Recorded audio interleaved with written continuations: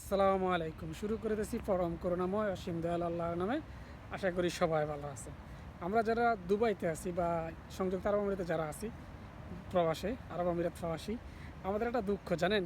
আমাদের দুঃখটা হচ্ছে এই জায়গায় আমরা ভালো ভালো জব দেখি, দেখার পরেও কে জানেন আমরা সেখানে যেতে পারি না। সেই কোম্পানিগুলোতে আমরা যেতে পারি না এই কারণে, কারণ আমাদের ভিসা ট্রান্সফার নাই।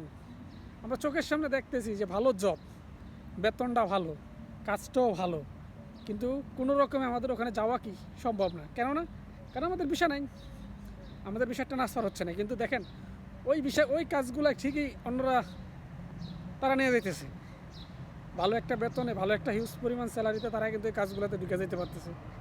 আর আমাদের বেলায় কি হয়, আমরা যেই কাজে আছি সেই কাজেই পড়ে থাকতে হয়। কোনো মানে আমাদের ভিসা ট্রান্সফার না হওয়ার কারণে ভালো ভালো জব পায়েও ছাইড়া দিতে হয়। কিছু করার নাই, ওই কোম্পানিতে পড়ে থাকতে হয়, যেই কোম্পানিতে যা বেতন দেয় সেই বেতনে পড়ে থাকতে হয়। কারণ আমাদের যে দূতাবাস আছে, আমাদের যেই মানে সরকার আছে, এরা হচ্ছে নামে সরকার, কামে কিছুই না। এদের যে দূতাবাস আছে এগুলো নামে, কামে বলতে কিছুই না ভাই। মানে কি বলবো আর, এই বলে ভিসা চালু ট্রান্সফার চালু হয়েছে, আবার দেখি ট্রান্সফার বন্ধ করে দিছে। এই বলে ট্রান্সফার চালু হয়েছে, আবার বলে বন্ধ করে দিছে। তো তো আমাদের কথা হলো এই দেশে আমাদের দূতাবাস কী করে, তার কাজ কী? এ দেশ একটা ভালো স্যালারি প্রত্যেকে আশা করে। বাইরের দেশে যারা আছে, তার মধ্যে যারা বাইরের দেশে, প্রত্যেক দেশেই সবাই চেষ্টা করে একটা ভালো স্যালারিতে কাজ করার জন্য, একটা ভালো বেতন পাওয়ার জন্য, কাজ করার জন্য।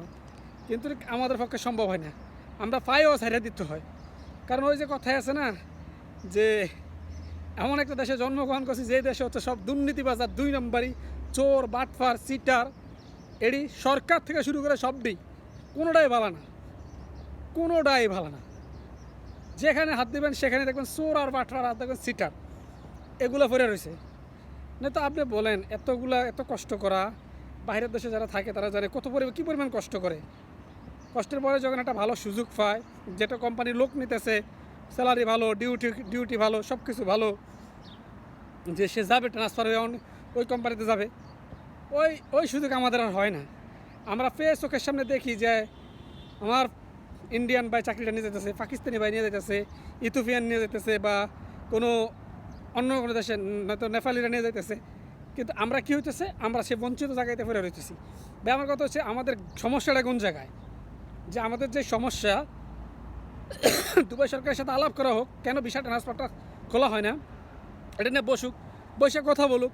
কথা বলার পরে আমাদের যে সমস্যা, সেটা এদেশের যারা প্রবাসী আছে তাদেরকে বলুন যে আপনাদের এই সমস্যার কারণে ভিসা ট্রান্সফার চালু হইতেছে না, তো আপনারা এই ধরনের কাজ করেন না। প্রত্যেকে সচেতন হওয়ার চেষ্টা করবে। কারণ এই যে একটা সমস্যা, দেখেন সবাই চায় একটা ভালো হিউজ পরিমাণ স্যালারি। এদেশে তো আজীবন বিদেশ করার জন্য কেউ আসে না রে ভাই। হ্যাঁ, কেউ আজীবন বিদেশ করার জন্য আসে না, আসে কয়েক বছর বিদেশ করে চলে যাবে। কিন্তু আমরা সুযোগ পাইও কাজে লাগাতে পারি না, কারণ আমাদের গভর্নমেন্টের যেই নিয়োগগুলো দেওয়া আছে দেশে, সবটি হলো সিটার আর বাটফার। এদিনের কোনো কাজ নাই, বৈশা বেতন নেওয়া গভর্নমেন্ট থেকে, বুঝছেন? তো সবাই ভালো থাকবেন, সুস্থ থাকবেন। আল্লাহ হাফেজ, আসসালামু আলাইকুম।